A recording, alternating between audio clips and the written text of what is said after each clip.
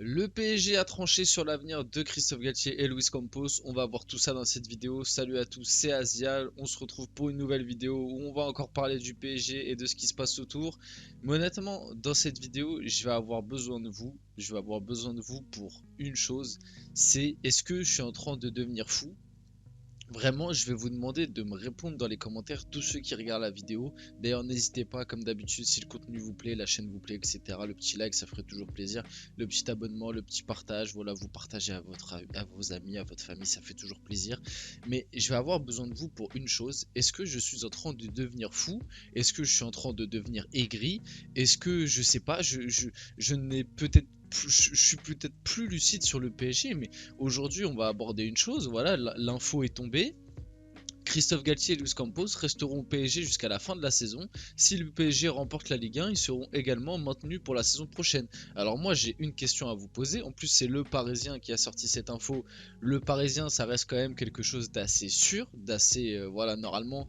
Si le Parisien sort cette info, ça veut dire qu'en interne c'est vraiment ce qui a été dit ou alors ce qui est pensé à l'heure actuelle. Je sais pas, est-ce que je deviens fou? Est-ce que je suis plus lucide? Mais est-ce qu'il y a que moi qui trouve que cette idée, c'est du grand n'importe quoi? À la limite, Luis Campos, il y a débat. Qu'on veuille garder Luis Campos, il y a débat parce qu'on va y revenir. D'ailleurs, je peux vous mettre cette info. Nasser Al-Khelaifi est conscient qu'il est difficile de se séparer de Luis Campos sans froisser Kylian Mbappé, puisque pour rappel, Luis Campos a été positionné à ce poste de directeur sportif enfin conseiller sportif plutôt, parce que Kylian Mbappé l'avait exigé, parce que Mbappé estimait que Campos était quelqu'un de compétent, qui était quelqu'un qui allait pouvoir faire avancer le PSG. Ah bah on l'a bien vu cette année, hein, ça s'est vu. On est l'un des pires PSG de l'histoire. Et je parle même pas de l'histoire sous l'ère Cuissi, hein, je parle de l'histoire du PSG. Je crois que c'est l'une des pires équipes qu'on a eues, même si on va aller gagner la Ligue 1. Hein. Franchement, c'est l'une des pires équipes qu'on a eues, je pense. Elle dégage rien cette équipe et c'est pour ça j'ai besoin vraiment de vous pour n'hésitez pas à me donner votre avis sur tout ça. Venez on échange, peut-être que je deviens fou, mais je sais, parce que l'argument qui ressort tout le temps sur Galtier, enfin surtout sur les entraîneurs du PSG tous les ans, c'est à chaque fois, oui, mais ils ont pas la main mise, oui, mais le problème vient de plus haut, etc., etc.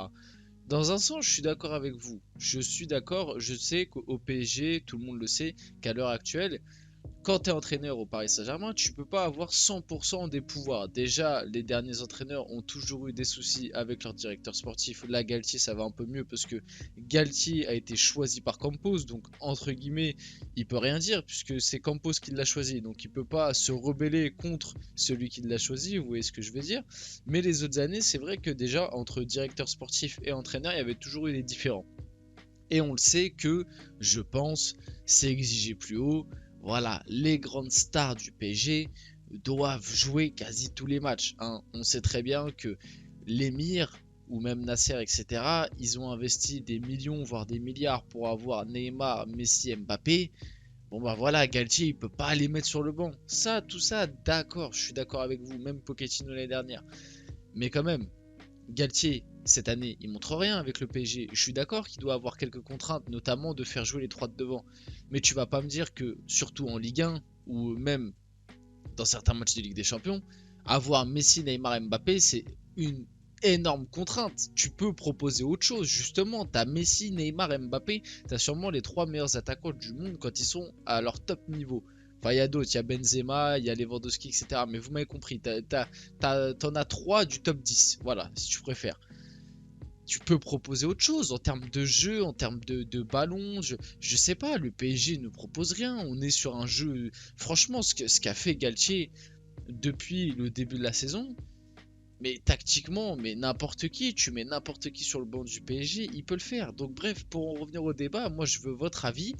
Moi je trouve que cette idée, elle est catastrophique. Encore que tu me dises, tu laisses Galtier, Campos jusqu'à la fin de la saison. Comme ça, Galtier, il prend son titre de Ligue 1 avec Paris. Et à la fin de la saison, il est remercié. Ciao, hop, on redémarre. Parce qu'on vient déjà de redémarrer un nouveau projet. Mais tu redémarres un nouveau projet. Je sais pas avec qui, je sais pas comment. Peut-être un truc sur la plus longue durée. Mais déjà, pour moi, Galtier, c'était une erreur de casting. Honnêtement, on va pas se mentir. Pour moi, Galtier, c'était une erreur de casting. Il a pas le niveau PSG. Bref, et pour revenir sur Campos, mon avis, Campos, le mercato a été mauvais, hein, maintenant qu'il a été fait. Sur le coup, on pouvait se dire, ah, c'est intéressant, il y a des petits trucs sympas, voilà, Vitinha, Carlos Soler, Fabian Ruiz, Mukiele, Ekitike, bon voilà, c'est des petits prospects, c'est sympa. Et au final, maintenant que la saison est entre guillemets quasiment finie pour le PSG, mais il reste la Ligue 1, mais voilà, elle est quasiment finie pour le PSG la saison. On voit bien que, à part Fabian Ruiz, à une moindre mesure. Mais même en vrai, Fabian Ruiz, j'ai même pas envie de le compter. À part Vitinha et Mukiele, qui on va dire sont des recrutements moyens, le reste, ça a été des mauvais recrutements pour le PSG. Et mine de rien, Campos a quand même gaspillé 150 millions d'euros durant ce mercato pour avoir quand même Ekitike, Renato, qui sont des gros flops, etc. Carlos Soler. Enfin bref. Donc, qu'on le laisse une saison de plus, pourquoi pas, mais à l'heure actuelle, c'est un échec. Et moi, j'aurais aimé qu'on redémarre tout, qu'on vire tout, voilà, qu'on dégage tout et qu'on recommence un truc. Mais bon, voilà. Luis Campos a déjà avancé ses pions pour le prochain mercato. Un autre décès en plus de Skriniar est espéré. Le nom de Pau Torres revient souvent. Pau Torres, c'est pas, je regarde pas Villarreal régulièrement, mais de ce que j'ai vu les précédentes années, ça a l'air d'être un bon défenseur. En plus, il est gaucher, c'est quand même assez rare, donc pourquoi pas. Au milieu de terrain, les pistes Sangaré du PSV, qui a un profil plutôt intéressant, et Manu Koné, pareil, moi que j'aime beaucoup, mais le problème de Sangaré et Manu Koné, Sangaré, je crois, il peut jouer 6. Manu Koné aussi, mais je trouve que c'est plus des 8 ou alors des 6 dans un double pivot. Mais c'est vrai que ça peut être intéressant. Le PSG veut tenter aussi le coup Bernardo Silva. Ça à voir, moi j'y crois moyen honnêtement à ce coup là, parce que Bernardo Silva, on le sait, lui son objectif, enfin son rêve c'est d'aller au Barça. Le Barça a l'air en plus plutôt chaud pour le faire. Logique, c'est Bernardo Silva, quand tu vois le joueur que c'est logique. Moi, Bernardo Silva au PSG, j'y crois moyen, après à voir. Campos aurait rencontré l'agent de Victor Osimhen pour discuter d'un éventuel transfert au PSG. Le dossier s'annonce compliqué puisque l'attaquant nigérien rêve de première ligue. Osimhen au PSG, moi je prends tous les jours. De toute façon, au PSG, il nous faut un attaquant. Mbappé, c'est pas un neuf. Et à part Mbappé, on n'a pas d'attaquant dans cette équipe. On a Ekitike, mais voilà, il n'a pas le niveau, on va pas se mentir. Donc moi, Osimhen au PSG, je prends tous les jours. Mais de toute façon, à l'heure actuelle, j'ai envie de dire, je prends un peu n'importe quel neuf qui sait un peu se placer et marquer devant le but, je prends. Donc voilà, à voir si ça se fait.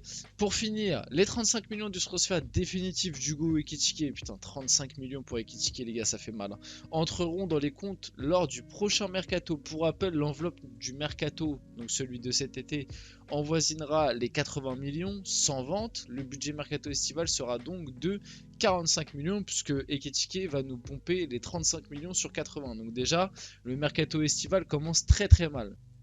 Le PSG a ouvert la porte au départ de Juan Bernat et Carlos Soler, hein. Un point sera également fait avec Hugo Ekitike concernant son avenir. Je pense qu'on va essayer de le prêter. Bernat, qu'on le vende, c'est plutôt intéressant parce qu'il a plus le niveau PSG depuis qu'il s'est fait les croisés. Et en plus, il garde quand même une petite cote. Je pense qu'on peut le vendre un petit 15 millions, donc ça pourrait être intéressant. Après, le problème, c'est que c'est la même chose. Qui va être la doublure de Nuno Mendes? On va devoir recruter un mec, mais bref, ça c'est un autre débat. Carlos Soler, ça me fait rire, on veut déjà le vendre alors qu'on vient juste de l'acheter, comme quoi ça prouve que Luis Campos s'est totalement trompé.